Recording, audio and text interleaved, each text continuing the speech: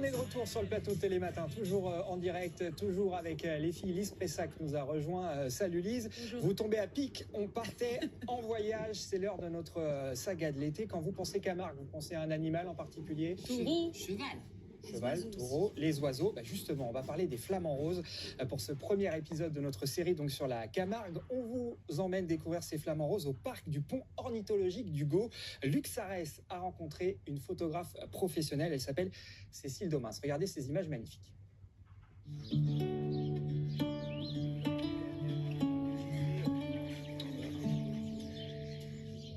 Alors généralement le matin, les vols de flamants roses arrivent de l'Est. Ils tournent par là et puis après ils se posent soit ici, soit dans l'autre étang, mais du coup on est bien placé pour les voir passer assez proches. Ce matin on est au parc ornithologique de Pont-de-Gau et c'est un petit atelier photo pour un petit groupe de photographes amateurs. J'organise des petits ateliers régulièrement dans l'année comme ça. Et j'ai un partenariat avec le parc qui me permet de pouvoir rentrer le matin avant l'ouverture au public pour le lever de soleil. Une grande troupe, là, ils sont très loin encore, mais ils vont arriver tout proche. Il y a un paquet qui descend là. Il y en a quelques-uns qui ont sorti le train d'atterrissage qui descendent. Tu peux baisser tes vitesses là, hein, s'ils sont plus en vol.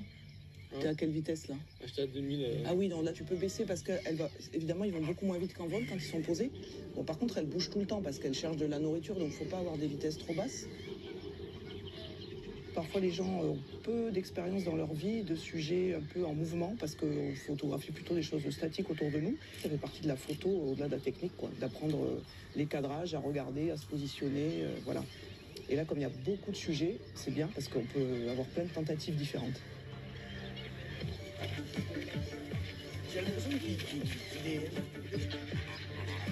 Ce parc, c'est un parc privé qui fait autour de 60 hectares et tout est artificialisé, c'est-à-dire que les niveaux d'eau, il y a des pompes qui permettent de retirer de l'eau quand il y en a trop, d'en envoyer quand il n'y en a pas assez, pour qu'il y ait des niveaux d'eau qui correspondent aux différentes espèces, c'est-à-dire aux longueurs de pattes, aux longueurs de bec, que les oiseaux ils trouvent de la nourriture, ils trouvent des lieux pour nicher aussi.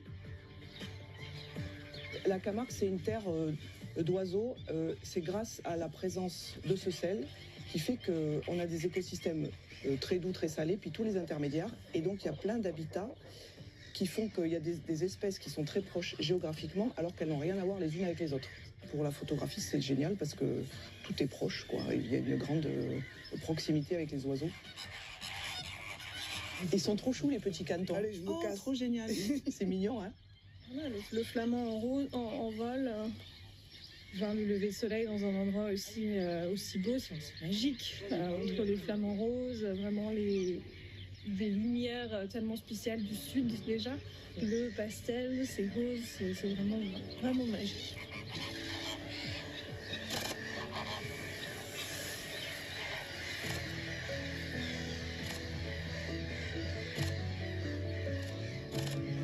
Souvent, ce que je fais, c'est que moi, quand je vais me balader tout seul dans les roselières, c'est très difficile de voir les oiseaux, ils se cachent dedans.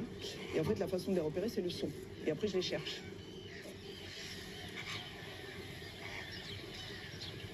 C'est un jeu de patience et d'écoute et de grande espérance avec des choses qui n'arrivent parfois jamais. Et effectivement, parfois, ça m'est arrivé d'attendre 3 heures et d'observer 2 petits oiseaux pendant 10 secondes. Voilà. Mais bon, j'étais contente pour toute ma journée après.